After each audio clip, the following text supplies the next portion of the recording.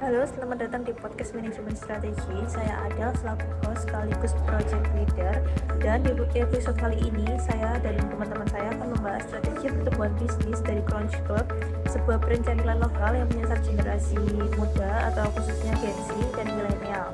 Dan pembahasan ini kami akan melihat dari sudut pandang manajemen strategi dan menggunakan analisa seperti SWOT dan strategi kompetitif untuk menjawab tantangan bisnis yang dihadapi oleh Crunch Club sendiri saat ini serta strategi pengembangannya ke depannya.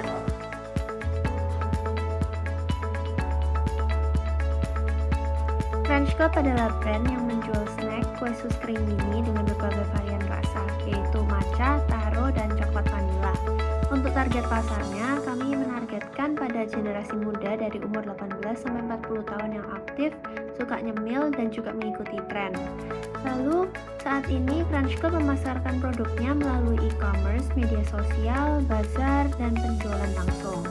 Dari sisi performa, Crunch Club itu cukup kuat di aktivitas digital, terutama Instagram dan TikTok, dengan konten yang mampu menjangkau ribuan penonton dan membangun interaksi dengan komunitas. Lalu, tantangan utama yang dihadapi adalah konsistensi penjualan di luar event bazar, keterbatasan skala produksi, serta tingginya persaingan di industri snack yang sangat kompetitif.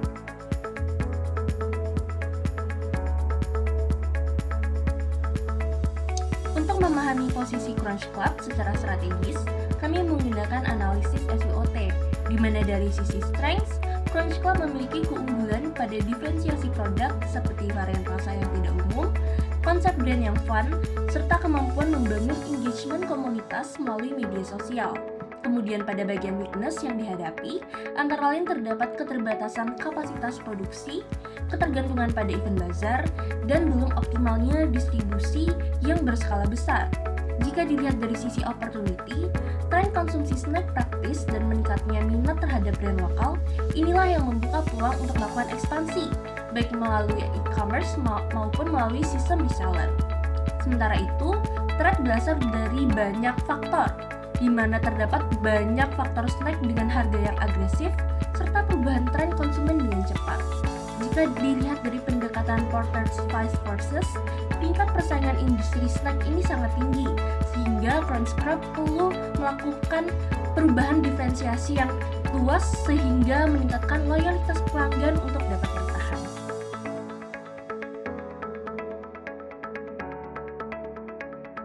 Berdasarkan analisis tersebut, strategi utama yang kami rekomendasikan adalah fokus pada diferensiasi dan peningkatan nilai pelanggan, bukan perang harga.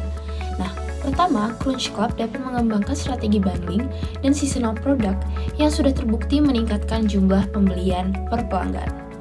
Kedua, penguatan community-based marketing. Nah, dengan ini memanfaatkan konten interaktif, customer recap, dan juga kolaborasi dengan brand atau event yang relevan dengan anak muda. Ketiga, dari sisi distribusinya, Crunch Club dapat mengembangkan sistem keagenan atau reseller sehingga jangkauan pasar tidak hanya bergantung pada tim internal.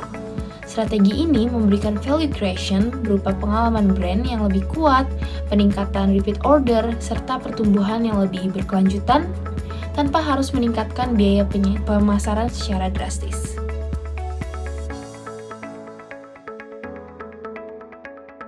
Secara keseluruhan, strategi Crunch Club sendiri ini diarahkan pada sustainable growth dengan memanfaatkan kekuatan brand, komunitas, dan inovasi produk. Dengan pendekatan manajemen strategi yang tepat, Crunch Club sendiri ini tidak hanya berpotensi untuk meningkatkan penjualan, tetapi juga membangun posisi sebagai brand snack lokal yang relevan dan kompetitif di pasar untuk yang jangka yang panjang. Strategi ini juga bersifat realistis karena didasarkan pada kondisi internal bisnis serta tren pasar yang sedang berkembang.